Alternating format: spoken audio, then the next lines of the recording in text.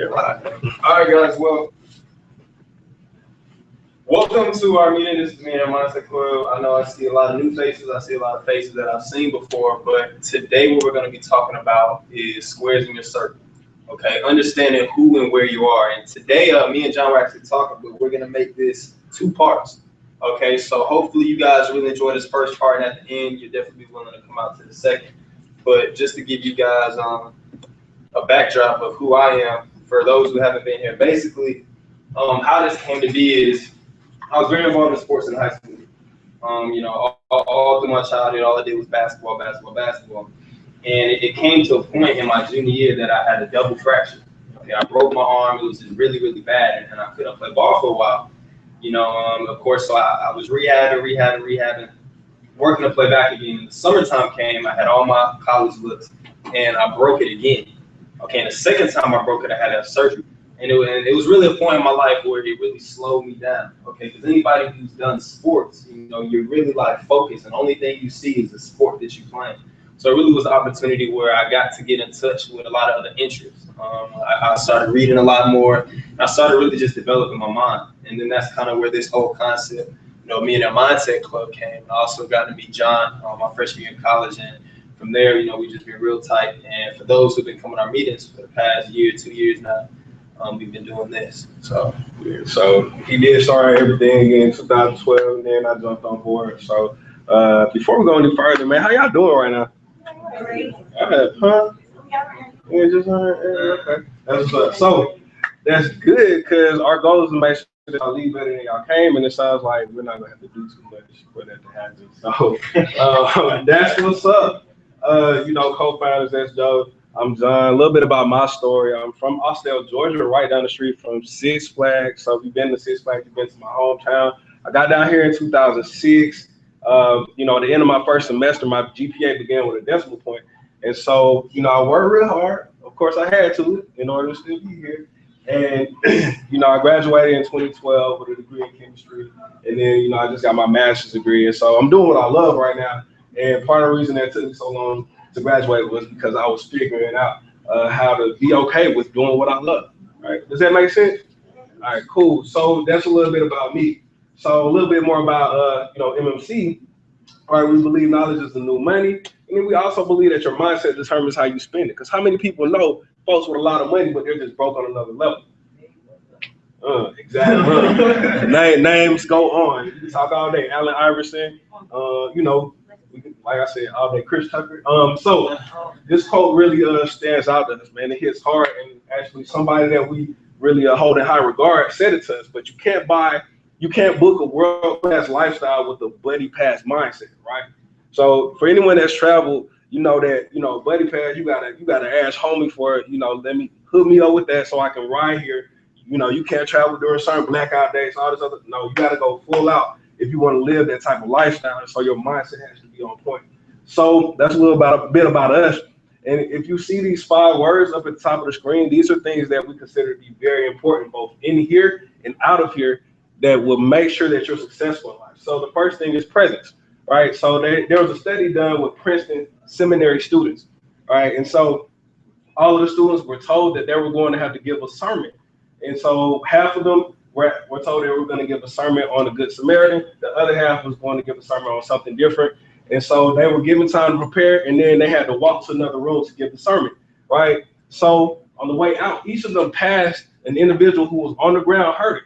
And if you know about the story of the Good Samaritan, somebody saw somebody in pain, they went over to help them out, right? So do you think that it mattered at all if someone got the story of the Good Samaritan to do a sermon on, to whether or not they stopped? Well, it really didn't matter at all. What mattered was whether or not they felt pressed for time, right? And if they felt rushed, then they weren't able to give attention to that individual on the ground. Now we're talking about people that are going to school to become religious leaders. They felt so pressured by time that they couldn't even stop and do a good deed, right? So the first thing that you need to do is be present, right? You have to make sure that your time and attention are on point in whatever task you're doing. So that's both here and outside. All right, the second thing we want to talk about is focus, and I want to do an exercise with you guys. Is that okay? All right, I want you guys right now for 30 seconds to try to find as much brown in the room as you can, all right? 30 seconds. Brown, brown, brown. Look for the brown. Look for the brown. Brown. Okay, brown shoes. Right? Brown, brown, brown. You guys ready? All right, I want you to close your eyes. Close them, close them, close them. Don't be peeking. Yo, there's many things that you saw that were black. That's the chair. Whoa. What'd you say? Hold on. Black. Oh, this is brown. No. Listen. I said for you to look to see as many things that you can find as brown, and when you close your eyes, I said yell at as many things that you saw that were black. Oh, right. So this is very important right now, okay? Because what just happened is you guys were so focused on the brown that when I said black, the only thing you would think about is black, right? Black. Right? Now I want you guys to look for as much blue in the room as you can. Blue in the room. Right? Now you're probably seeing a lot more blue now, right? You probably see some stuff that's turquoise, but you focus on the blue, you're like, I'm gonna say it's blue. Okay? And that's kind of how life is, man. What you seek for, you shall what? And it's the same thing, man. Whatever you focus on, whatever you had that attention to detail on, that's what your mind's gonna gravitate towards. Okay? So even if you're in a situation where somebody says, say how many things you thought were black, you're so focused on the brown, that's all you're thinking about. Does that make sense? Right? Next thing we want to talk about commitment. It's a little story. I don't know if you guys have heard of it. It's called The Chicken and the Pig, right? So the chicken one day, he's on the farm, man, and he's just thinking, he's real perplexed, because honestly, he's a little bit salty. The reason he's salty because it's like, man, why does bacon always come before the eggs, man? Why can't it be eggs before bacon? I'm out here grinding, laying 20 eggs a day. I need to know why people don't say eggs and bacon instead of bacon and eggs, right? So he goes up to the pig, and he's like, man, look, man, you need to give me the juice. What's the secret? All right? And the pig responded, he said, man, look, the reason it's bacon and eggs is because when it comes to breakfast, you there, but I'm committed. You there, but I'm committed. Now, what does that mean? See, when there's bacon on the plate, that means the pig is so committed that he died, right? He died. And that's how you got to be with your goals, man. You got to be so committed that you all there. You can't just be half step. You got to be all there, right? All right. So the next piece there is open-mindedness. And so there's a story. There's a guy that's just walking down, the path, and he's not really paying attention to where he's going. Like he's checking his IG, he's about to, DM somebody. And so before he knows it, he slips off the cliff. And he has enough presence of mind to turn around and grab the cliff before he falls to his death. So he's hanging there for a second, and he collects himself, and he starts screaming like, yo, help me, is anyone up there? Can anyone help me, right? And he's just hanging on, and he hears his voice. And the voice says, I'm here, my son. Let go, and all will be fine. Right? So the next thing you know, he says, is anybody else up there? Right? And so that's so important because in life, you've been taught certain things, right? You've gone through certain experiences. You've taken certain things from those experiences, right? So in order for you to move forward, though, there's something that you're holding tight to that you're going to have to let go. And you're going to have to trust that process and understand that you don't know everything. You don't understand everything. Everything that you know right now is based on what you've been through. But if you want to go through something different, you might have to gather some new knowledge. Does that make sense? Yes, it does. All right, cool. And so this last one is action, right? So when y'all leave here today, make sure that you're not like Bob, right? Everybody say, don't be like Bob. Don't be like Bob. All right, so Bob lived by the Mississippi River, right? And so he was outside on this porch. He heard all of the media talking about this storm coming and this flood coming. So he was outside on his porch looking at the flood rising. And by this time, it had gotten to his front porch level, right? So a boat rides by and says, hey, man, we can take you to safety. Jump aboard and we can go to higher ground. Bob says, yo, I'm good. God got me, right? So a little time passes by, right? This time, Bob was in his second story window looking out, and now the water is up to the first floor level, right? So now a raft comes by, and the people are yelling at him through the window, yo, come on, we can take you to higher ground. He's like, nah, y'all, I'm good, man. God got me, right? So a little more time passes by, and this time Bob is on the roof, and now the water is up to the top of the ceiling of the house, right? And so a helicopter comes down. They throw a rope down and says, yo, climb up. We can take you to safety. He's like, nah, don't worry about it, man. God got me, baby. And so, of course, the helicopter flies away, right?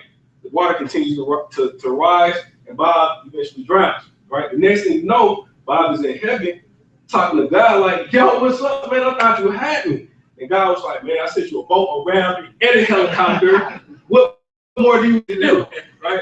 So sometimes in life, You gotta take action. You can do all this other stuff, but if you don't act effectively, right? None of that matters, all right? All right, y'all picking up what I'm putting down? Excellent. Cool. So here's the game plan for today, right? We're gonna talk about, squares and circles, form, shape, and changing shape, and then we're gonna review all that. So let's get started. Oh, and I wanted to, for one second, all right, there have been a lot of people that have been riding with us from the beginning. So, if you've been to a few meetings or more, if this is your first time, definitely stand up and wave and tell everybody a little bit about yourself. What's going on? Michael Tyson. I'm a senior here at Georgia Southern. I've been coming to the Millionaire Mindset meetings, and I have been making posts about, because really, they have the influence to change the way you think about certain things. A lot of times I feel like we go through life with the same mindset all the time. We have our own we have our own ways of doing things and whatever, but coming here has made you think there's more than one way to skin a cat, pretty much. It's more than one way to do certain things. So we really do open y'all minds and just kind of put a couple nuggets in there for y'all. So that's my little spiel on everything. Appreciate it. Hello, my name is Kimberly Clark. I'm a junior. I've been coming here since last year as well. I'm sorry, y'all, I got my life in here. If y'all know what I'm saying. It gives me a lot of life to be in here. It challenged everything that I thought, or I even thought I knew, if that makes sense. And even it kind of it encouraged me to be a better person. It encouraged me to seek more knowledge. I wasn't a reader before here. I'm a reader now, but I wasn't a reader. And it's so much knowledge out here, and there's so much that you really don't know, and you never really know how stuck you are into your own ways, as Mike was saying. So yeah, I think you guys should continue to come and bring your people. Hey y'all, I'm T. I've been coming with them since the same time. I'm a senior as well. Yeah, I don't know what else to say. It really opens your mindset, and this is the book club to be a part of. Y'all really want to get a new outlook or a different things, and I just encourage y'all to keep trying. Y'all learn a lot. Hopefully. Anyone else? What got me to read? I'm Curtis, I'm a senior, and it got me to read again. So that's no big deal. Without reading for college or for something that's not required of me to read, it's got me to open my mind. All right, so form, right? So when you are here, squares in your circle, what comes to mind? And also, when you look at this picture, tell us a little bit about what you're thinking. Well, the first thing that comes to my mind is the song. What song? Rocco. How I go? Is that how you say it? Sir, I'm not about to say it. It's kind of that's what I'm saying. I mean, so you weren't gonna do it. So. But it's they trying to force something to fit that don't fit. They're working on it. They're working hard. Yeah, so I got from now. Come up. So you see in that picture somebody trying to force something in somewhere that doesn't really fit or belong. Trying to change it up and make it fit their expectations of that stuff. How does that relate to your experiences? I feel like as people we try and make a lot. I feel like we try and force people to fit our expectations in life. And somebody said to me the other day, that's not it. Love people for who they are, not your expectations. Meaning, don't try and force people to be how you want them to be and love them based off of that, but love them actually for exactly who they are and accept that instead of trying to force them to be what you want them to be, trying to fit them into your circle when they're square, but it don't work. Does anyone identify with what she just said? Okay, anybody want to share any thoughts? Well, when I think of keep the squares out your circle, my parents they told me since middle school that you are the 5 people you surround yourself with. Mm-hmm. So that's what the first thing that comes to my mind. And as I keep growing in aging, I find that to be really prevalent. You are the 5 people, or whoever you are, the one person you keep yourself with, because you're kind of feeding each other somewhat. The energy you keep around you is a big deal for me. Okay, cool. All right, so I want you all to just think for a second. All right. Now imagine a ship with a bunch of different planks on it. All right. And so every day a plank is removed and replaced with a different plank. Right. And this is done each day until every single plank on that ship that was originally there is now replaced by a new plank. Right. So now is this the same ship or is it not the same ship? I heard negative. Now you say it's not the same ship. Why isn't it the same ship? The material that made it is not there, so it's not the same ship. It might have the same name, but it's not the same ship. Okay. So, yes, sir. I see It that. is the same shit because it has the same mask on the outside. You just change what you do. You just change. Like if you got better material, then you're a better ship. But if you got worse material, then you're a worse ship. But all in all, it's the same exact like component, I guess, the same form. Okay. So Corey says that it's not the same ship, right? Not at all. Strong though. All right. And then my man, help me with Roland Turner. All right. Roland Turner says that it is the same ship, right? Who agrees with Corey? It's not the same ship, right here. All right. All right. Who agrees that it is the same ship? Come on, you can't be straddling the fence. Who says I don't know? Okay, so this question might help y'all out a little bit. All right. So for those of you, because it looks like the majority of the people in the room say that this is the same ship, right? Some are undecided, and then we got a few that are rocking with Corey. Right. So for those of you that say that this is the same ship, right? Now imagine that every single plank that was on the original ship was taken to create a whole new ship made of the same original material from that original ship. Now, which one of those ships? The OG. Exactly. Exactly. And for those of you that say that it isn't the same ship, at what point did it become a different ship?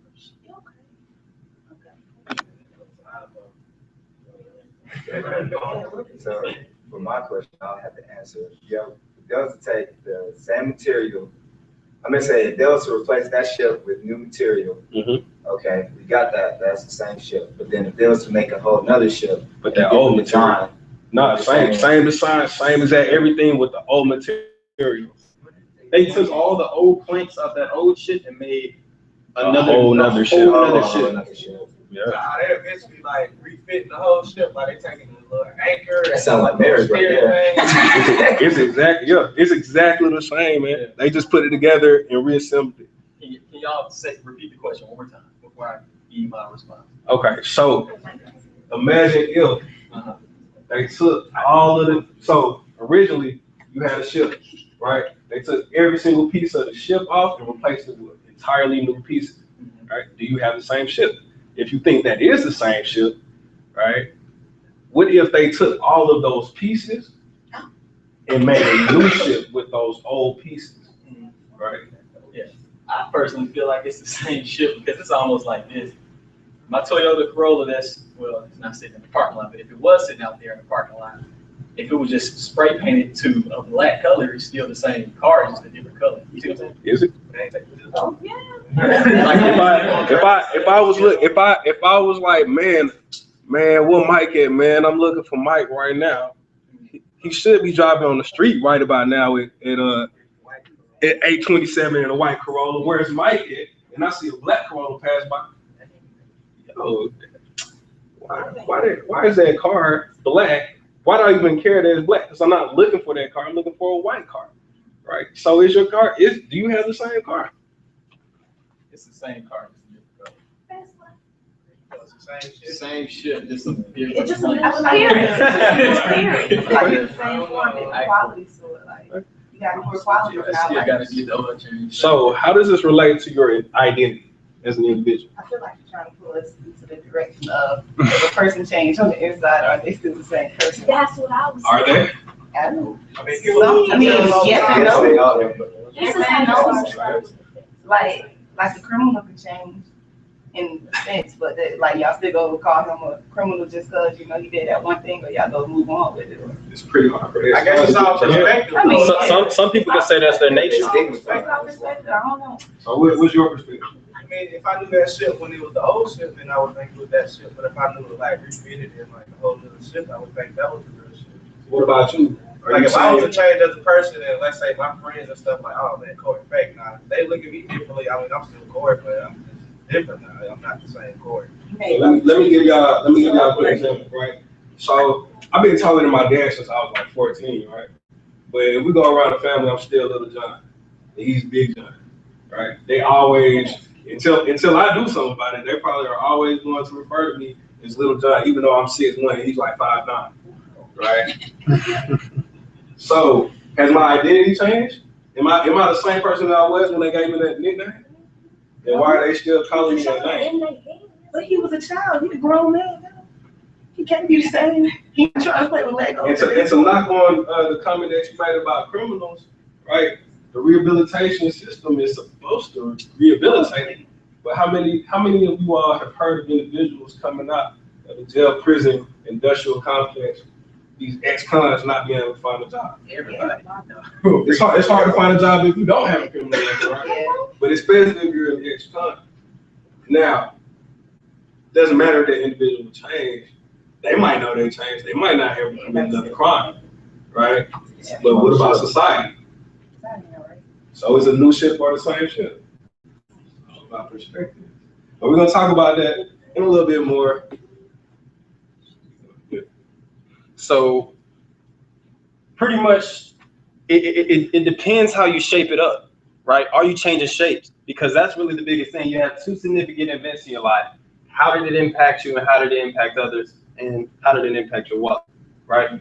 So the first thing I want to ask you guys is, with these events in your life, how did it impact you? What's a life event that you can really think about and be like, man, you know, if that didn't happen to me, I would be a whole different person today, right?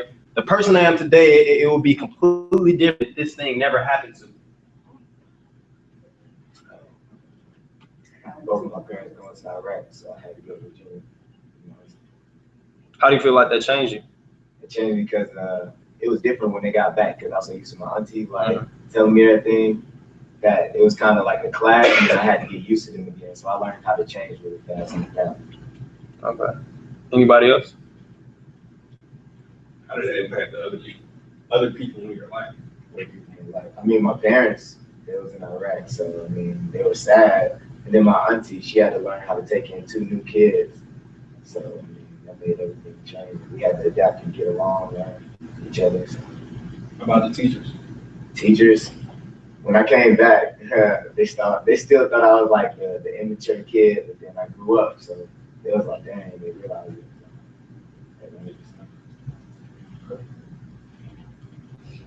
Now that was one event. We have another event. Another event that changed my life was college. I come here. It impacted me. When I first got here, it was like I went wild because I didn't have the structure there. Then it impacted my family because my mom realized she missed me a whole lot, and like family-wise. And then teachers, I mean, I went and see my teachers like after.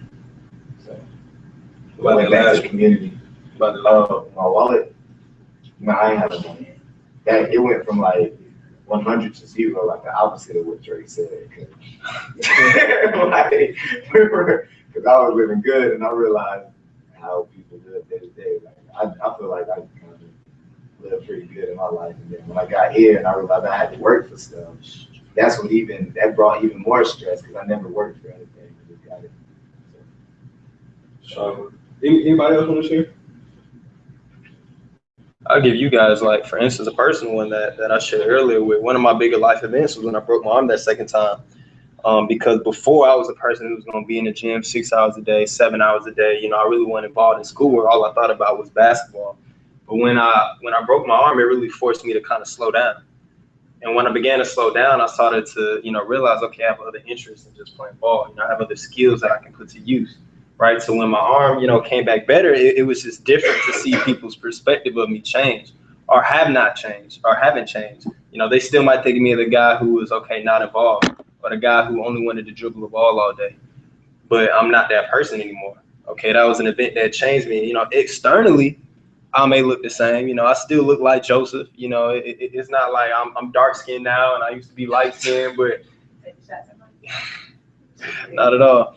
But there were some changes that came on internally. You know what I mean? Whether they see it or not, I see it. You know, because I recognize it. So I want to talk to y'all too about circumstances that just happened recently. That was just written about this morning, as a matter of fact. So imagine you, I guess you and your partner, y'all can't conceive, right? So y'all go to a sperm bank to get a sperm donor, and you expect that you're going to get a baby that looks like that's going to eventually grow up and look similar to you. Like you chose that child based on characteristics like race, you know, like background and things of that nature. So, you know, y'all do the artificial insemination, go through the surrogacy, like somebody carries this child in their stomach, right? And then comes out and it's something different. Like you have a Mexican baby sometimes. Or you end up with a white baby. How possible is that, right? But this actually happened, right? A white couple, right? They actually they went to a sperm bank. They did this once with one child. They went back to the same bank, got some sperm that they thought was from the same donor. Yeah, it was black baby. You know, black baby, right? So how do you think that? Right, that's a pretty significant life event, right? Right. So how do you think that impacted each of them? Depends on the people they hurt. He hurt. Depends on the people. What do you mean by that? I mean, we living in it. Everything is in black and white, so it depends on whether. Oh, yeah, maybe black though. But just like you may get a couple that say, okay, that's been yearning for a baby so long, it doesn't matter what race it is, you know, this is my baby, blah, blah, blah, blah. For a person or people who had this ideal of what their son or daughter was going to be or what they were going to look like, or, you know, if they have certain type of family members that don't necessarily agree with having a black baby, or, you know, don't really know how to interact with a black baby, or it's just depends on the people. Why wouldn't they know how to interact with a black baby? I mean, just it's different than interacting with black people outside of your home, just socially, instead of just having a baby that is yours that is black. Let me understand what you mean. Everybody in If they came out with a baby, you know, the other's gonna be like, who you slept with, or they be looking at white crazy, or just something crazy like that. Well, matter of fact, it was like a political family. I think they had like a biracial baby, but he's like darker complected, and all the rest of them are white. I wouldn't think it would be like a super huge deal, but I mean, him as a person that doesn't look like everybody else in his family, that may be hard for him to adjust with once he starts to grow up and he's at like the polo club or something like that. It's like not stereotypical, but I mean, I'm just saying like it's a little different it's a little different when it's on the outside than when it's in your own home. That's all. Anyone? I feel like it's really all about your perception, kinda. I feel like maybe society may make it a big deal, but if you really think about it, you don't really know you're black until somebody tells you that you're black. So I feel like even if the baby is of a darker complexion and is being brought up in the same home, it'll still have the same values that they've instilled in their other child, hopefully. And if they still love the child as their child and not really because of this complexion, then everything is straight. But when it gets out into the world, when you start putting them in schools and stuff like that, they're gonna make it known, and they're gonna draw on the fact that it is a darker complexion or it is black and its sibling is white or whatever. But I don't feel like it's really how the parents take it. Like it's how the parents choose to bring them up, and it's how the parents view it then. So why when they get out into the world with someone else possibly have a problem with it? Why do you think that is? Because we jacked up. Like I'm not trying to be funny, but really, like society's just jacked up all together. Like I don't know. I feel like they want us to be unified, if that makes sense. I just learned about nationalism. You gotta check this. They want us to be unified, but they play on our diversity a lot, if that makes sense. Because everybody's African American or white American or Asian American. Nobody is just American. So I feel like feel like everything's socially constructed. Like they make it a big deal. It's not that big of a deal, but they play on our diversity. They make us different from each other. I guess. So, yes. I don't know who the baby is. I'm trying to figure that out. My dog. Okay, so yeah, we get into some politics, some socialism, so a lot of stuff. Sociology, excuse me. All right, so this is what they actually said, right? So the family was like, how does this impact the individual child, right? So one of the things that the parents mentioned was that one of them had never been around Black people until they got to college. One of them said that I come from a racially intolerant family, right? So can you imagine a young child growing up, right? Right. So that could go any kind of way, right? Yeah. Maybe the family finds out, hey, this is my niece, my nephew, my grandchild. I love them anyway.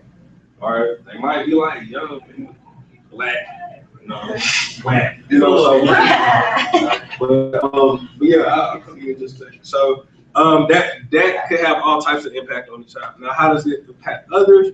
Well, they were saying that they actually mentioned that hair was an issue, right? So they had to take the individual Black child to a neighborhood where they didn't feel welcome to get the child's hair done. Right? So not only did it impact the people in that environment, they also impact them, right? So they were feeling kind of weird, like, yo, they don't want us here. Right? So how did that impact their wallet? Right? Well, they said they had to pay for emotional damages, so they had to go see a therapist. Right?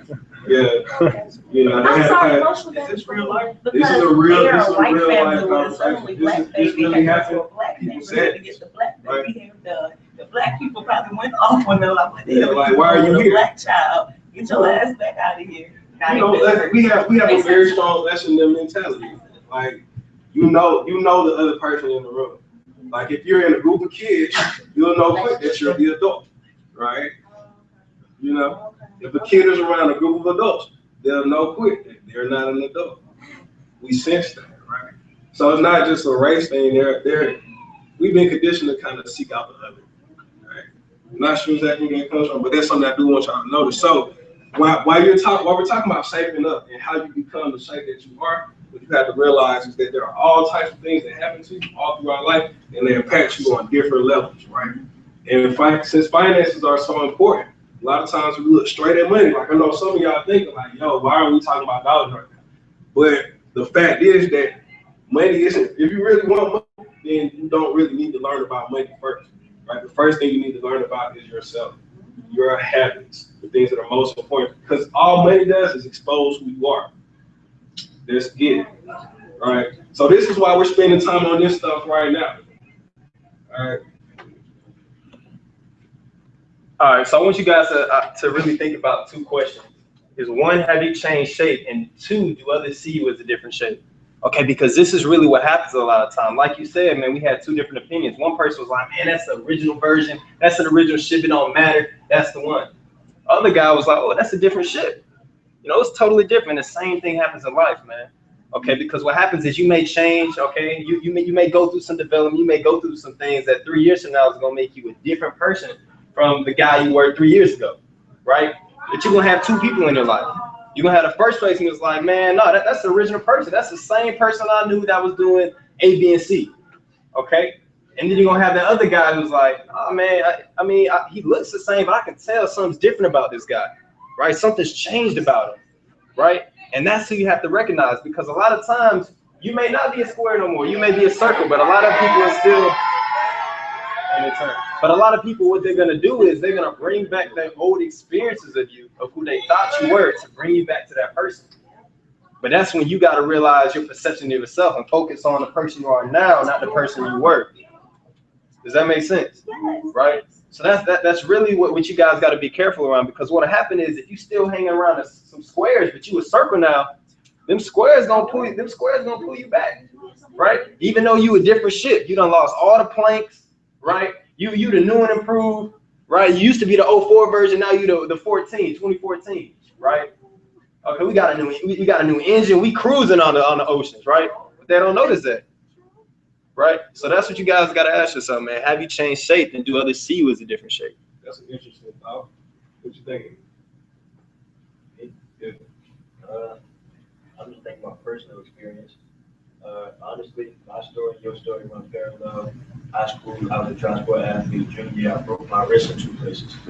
So it was having to get in the classroom. You know, I started experiencing other things. Senior year, got hurt again. So, you know, and even since I'm a freshman, so even since I got here, now I'm trying to become more of an intellectual than just a gym rat. It's a change that, you know, I'm still to this day adjusting to. So, you know, that's just saying what you're saying, just think about that in my own personal life. How do people usually treat you when you try sport athlete? You were varsity. Yeah, I was varsity all 4 years. Yeah. So it was How have you noticed any major differences between? Because I see you talking about how you're interacting with your environment different, but has your environment too different? Honestly, the people like back home that I actually call my friends, like everybody, like all my boys, they playing collegiate sports right now. But it's not like they're not like dogging me about it, you know, because I just surrounded myself by people that they actually be cool because we, you know, we just vibe with each other, not because you play sports, I play sports. Okay, so I mean, it's not really changed, but I mean, Question, and I'll ask you something, and this is like from personal experience. Did, you know, when you got hurt, did your view of yourself change? Yeah. I was like, I don't want to say I was in a dark place, but like, when I got hurt the second time, I was just like how the hell did this happen? Right. Like, it's not happening again. You know, so I was just like, I don't know what I'm gonna do. Because junior year, you know, that's the most important year recruiting wise. So I missed 19 games recruiting wise. Right. Senior year, I missed 12 games. So then I was like, okay, well, college, playing in college, that's pretty much out the door. So then the last little bit of last year, I was like going to camps, and stuff like that. But I honestly, I never really recovered playing wise. So you got to get your rhythm back. Right. And so I never really fully recovered from that. So I just wasn't the same player. So that's when I really just started like find myself and stuff like that. So, but yeah, as a person, I started trying to second guess, you know, is this really who I am? Right. You know, but all things were. And one thing I'll say is a lot of times what happens is our view of ourselves is often mirrored by what we do or what we achieve. So what ends up happening, you know, when we're not able to do as much, right, our view of ourselves drops. So if we constantly are achieving more, doing more, you know what I mean, our personal viewpoint and our identity is kind of hurt. You know what I mean? So the same thing for me, you know, playing basketball, how many points I score, okay, how many assists I had, you know, how long I was in the gym, you know, I'm working harder than you, I was in the gym longer than you. But when, you know, you're stripped of all those, you know, bare surface stuff, you really have to, you know, have time to think, like, okay, what am I doing? What are my skills? What are the things am I good at? You know what I mean? And that's probably what you're gonna have to go through for the next, you know, 1 or 2 years. Because I know for me that was the most difficult. Just finding, okay, I'm here now. You know, I'm not doing what I thought I was gonna be doing, but how can I change? Because when you commit so much time and energy and years to doing one thing and thinking you're one type of person, it's hard to see, okay, maybe I'm not a square, maybe I'm a circle. You know what I mean? Because you've been stuck in that environment for so long. All right, so that's one thing. It's gonna be tough, but you know, the more you raise awareness to it, the more you're gonna be able to answer that question for yourself. And that's something that I kind of was asking you, like, you know, things have changed. You gotta really be honest with yourself and acknowledge that. If you don't see things as having changed, then you know you don't see it that way. That's cool.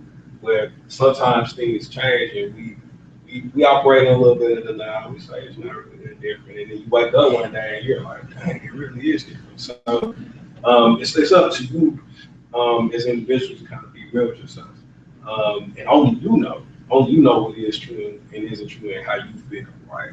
You're the only person that can really say that. But we're gonna talk a little bit later about, you know, the process of how you get from, you know, here to here, right? Of how you develop, and actually we're gonna ask from, you know, information from a little bit of you all to really share to kind of like make this thing come together. But I appreciate you for sharing. And when I say we're going to talk about it a little bit later, I mean like right now. So,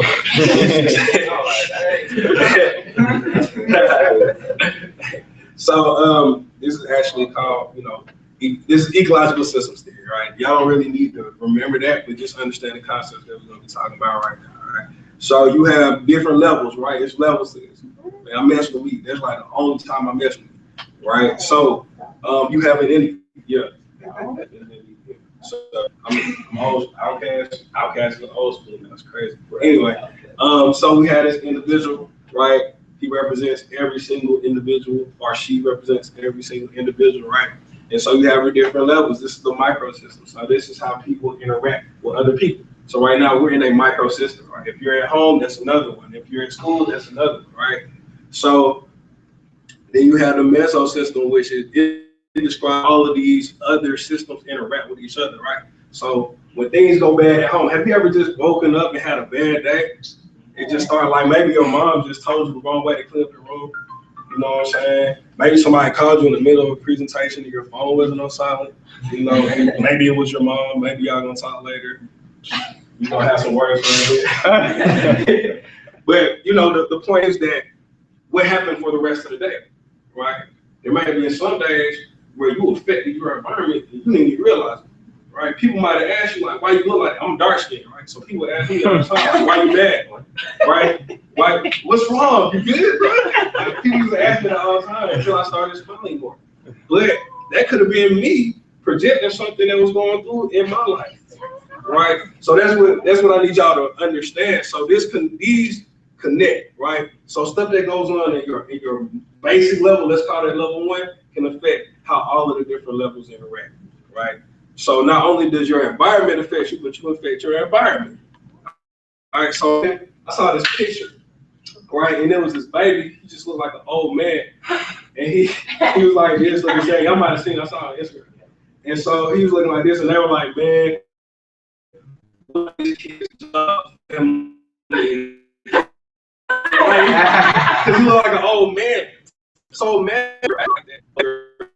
Imagine his entire life, right? Imagine what types of different opportunities you may or may not be exposed to because of how people see you, right? I don't want to work with you. You look mean. I don't want to work with you, like, you know. And so that's something to be cognizant of here, right? So when you take it a level further up, right, you have your exosystem. Okay, so your exosystem are things like the mass media, right? That's on a large scale type of situation. That's like your society, your school system, the way things operate. All right. Your medical institution. So that's like health insurance, healthcare, stuff like that. Right. And that's going to impact things all the way up to all the way down. And then on this top level, you have, you know, what's called the macro system. And so you have your social conditions, right? I told you I was going to ask you something a little bit later, but at what point did you realize you were an athlete? It's kind of always been that way, right? Now you said now you're trying to become more intellectual. Now, at what point? And I'm just asking, but at what point did you realize you wanted to become more intellectual? It was always it was always there. Like I knew it was more than me than just basketball. But you got, like, I went to a private school, right? So they were paying my tuition. What school you went to? Calgary school. So you went to a private school. So that's your exosystem. That private school system. That's your exosystem, right? When you got pressure from these people, you got pressure from your parents. You know, I had cousins play collegiate sports, stuff like that. So when it's just the pressures, it was just like that's what I gotta do. So it was always in the back of my mind, like there's more to me to this. You know, I'm smarter than this. I'm more intelligent than this. But now it's actually came to a breaking point where I broke my wrist twice. Sports out the window as a serious, like, you know, like collegiate type deal. So that's when it was like, okay, now I can actually become who I really am, I guess you could say. Oh, that's good. What you think right now? Yeah. Oh yeah. Not thinking anything that you want to share with us? That's okay. That's okay. How about you? Can you relate to anything that you talk about? I'm not sports. What else did you all hear him saying outside of sports? Dig deeper. Oh, there's more to him than just sports. What else did y'all hear him saying? Help him become what he went through, help him become who he is. What about the pressure? Yeah, the pressure stuff. Yep. So that's all that. That's that square trying to fit inside that circle. Yeah. Or maybe like a square trying to stay a square. Like, could be a circle. I Could know. be a circle. Could be a triangle trying to be a trapezoid. You know. I mean, he just said like it was just more to him. He felt like it was always more to him than that life sport. So like it was almost like that's why I thought of that square trying to fit inside the circle almost. Because I mean, as bad as like you want it, because like your people want it around you. That doesn't mean necessarily that that's your life. You know? Yeah, I mean, I mean, you had the motivation. You had people in your ear. You seen people make it. Let me ask you something. When did you start winning it? You remember? What?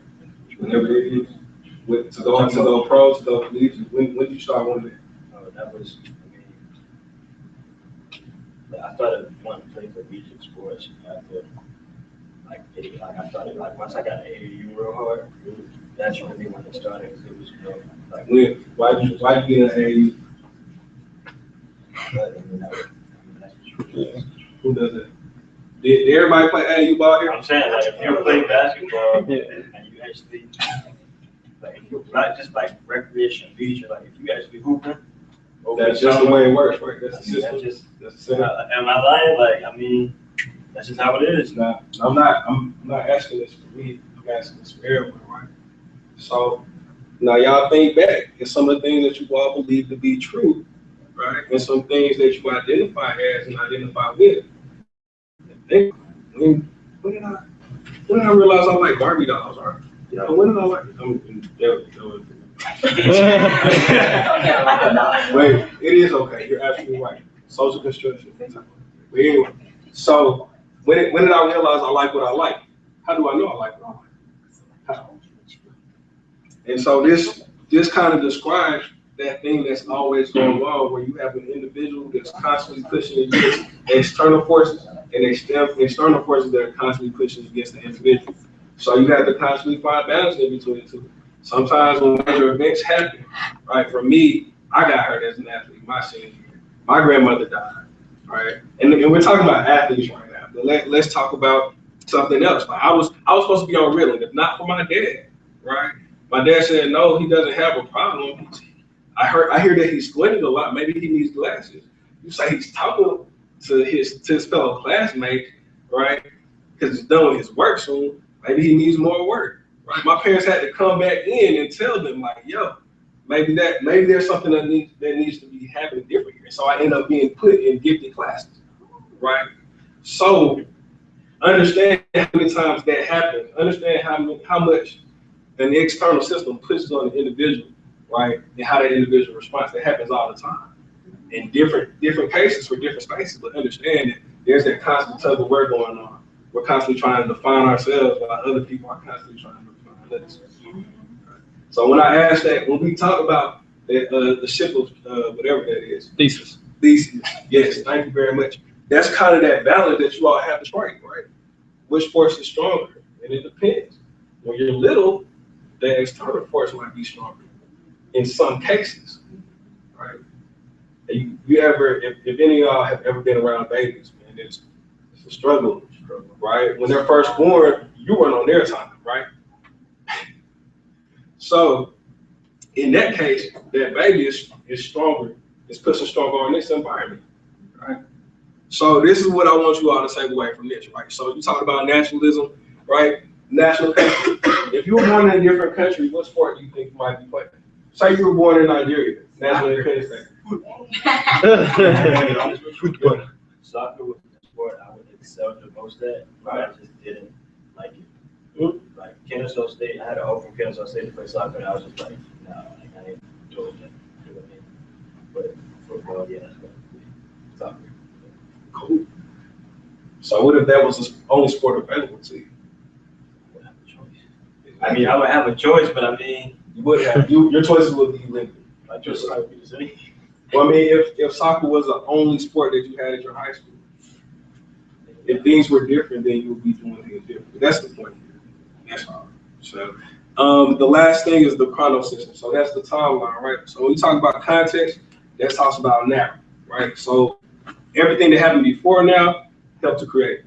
And now it's creating everything that's going to happen now, right? So when we talked earlier about the issues, when I was asking you about why would it be an issue for a white family to have a black baby, right? I wanted y'all to dig deeper, right? So you think about the timeline with respect to American culture, right? Y'all know we got some racial relation issues, right? Y'all know that. So all of that, again, affects everything else, especially your pockets. Any questions or comments? How do you feel I want to impress you too much? Yeah, cool. Straight. So, talk about cultural competence. So, culture is shared values, beliefs, all of that, right? So, if we talk about being culturally competent, number one step is awareness, right? Right. That's why that's that biggest piece. And when you talk about awareness, that's your ability to sense what's going on both your inside and outside world, right? So once you figure it out, you know what I'm saying, then you go ahead and seek the knowledge necessary to fulfill whatever needs that you meet. Then you get the skills to meet those needs, and then you understand how to take action effectively. And after you do that, you become competent, right? And cultural competency simply means you know how to navigate whatever culture you're in, right? So we're always in a different type of environment. So the stuff that you might have to do in school to succeed is different from what you might have to do at home to succeed, right? You might have to wash some dishes at the house, but at school you might have to study.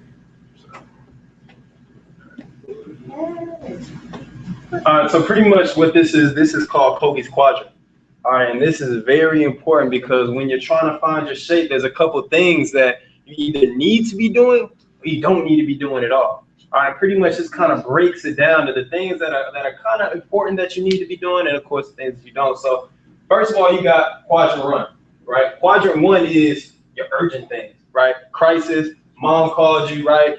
Grandma's sick, okay? Dog just died at home. Those are those urgent things, the things that are the loudest in your life, all right? Now, they're kind of important, okay, because of course you need to manage them, right? You need to manage them because they may either directly or indirectly affect you, but at the end of the day, they affect you, right? So those are the things that you have to manage because if you don't, some bad things might happen, right?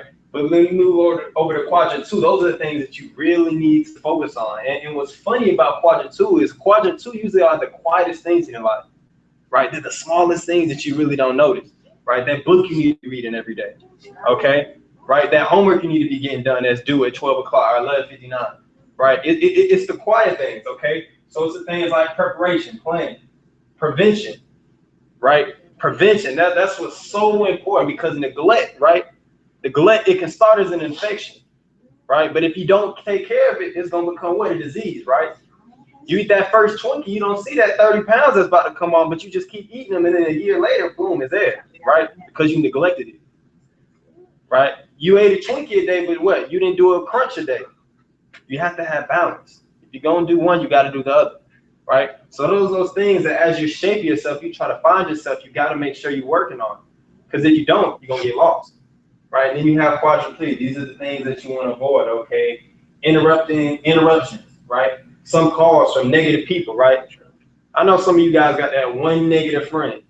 Or that one negative relative, that person that's trying to pull you back into that shape that they think you are, but you no longer are. Okay? Okay, some news and media reports. One thing that I don't personally do, I rarely watch the news. Every time I get on, it's always something negative. Now, you don't have to have that view, but that's just something personally I do, right? Because I can turn on the news, I'll mess up my whole day. Man, another kid just got shot, unarmed teenager, right? Another thing, some popular activities. You may have to give up on watching Scandal some nights, right? You may have to do it. That's tough, right? You may have to give it up. You may have to give up some Sunday night footballs, right? Okay. Instead of spending money on a basketball game, spend money on a speaker, right? Somebody who can improve you, right? You got to look forward, right? And then you move over to quadrant 4, right? Quadrant 4 is the busy work, the junk mail, okay, the time wasters, things that you do to escape at certain activities that's dealing with you, that's affecting you right now. Okay, so as you guys look through this, you know, you can talk to yourself on some of the things you may need to be spending time with, and some of the things that you don't need to be spending time with. All right, but at the end of the day, these things are very important. And one thing And one thing that I really want to leave you guys with, because this is a two-part, you have to realize again who you are. All right. Okay. And one thing that I want to talk about is the giraffe and the turtle. Right. A giraffe and a turtle, they occupy the same space. Right. They both live in the same area. All right. But they eat two different ways because they eat based off the level of their vision. Okay. They're about as close as me and John. But the way they eat is two different things. And you have to realize who you are. You have to realize if you're a giraffe or if you're a turtle, and if you're hanging around turtles. Because one thing I don't know if you guys know about a giraffe is, giraffe has a huge tall neck, right? And it has a massive heart. And the reason it has a massive heart is because the heart has to be able to pump up all the blood to the head, right? To supply the brain with oxygen. So one thing that they don't know about the giraffe is, or many people don't know about the giraffe is, if the giraffe was ever to lower its neck below its heart, it would pass out and die. And see, what ends up happening is a lot of us are hanging around turtles and we lowering our neck, right? We lowering our neck to their vision, and what ends up happening? We dying. We dying. All right, so one thing to think about, man, life is about the territory. You either growing or you dying. All right, now I want to leave you guys with a metaphor that I was thinking about the other day. Because one thing that you always need to be doing is having growth. Okay? Having growth. Okay? When you have a flower, right? If you want a flower to grow, what are you going to do? You're going to water it, right? Right? And if you don't water it, what happens? It's going to die. So the same thing. This is what I want you guys to think about, right? I want you to imagine your mind is a seed. Okay? Your knowledge is the water. Okay? Your friends, people you hang around every day, that's the soil. And your habits and consistency are the roots.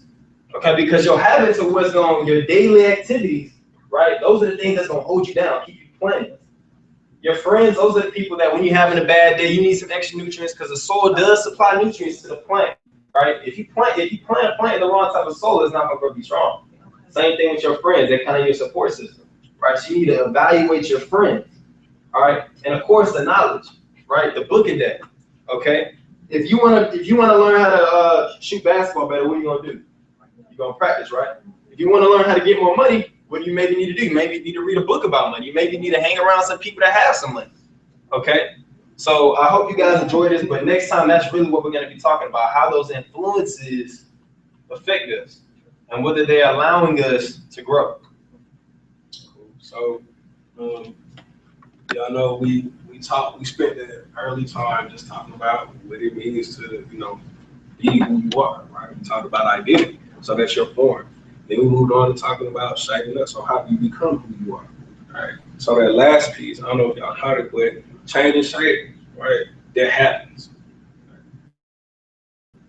You don't leave this world in most cases the same way that you came into it, right?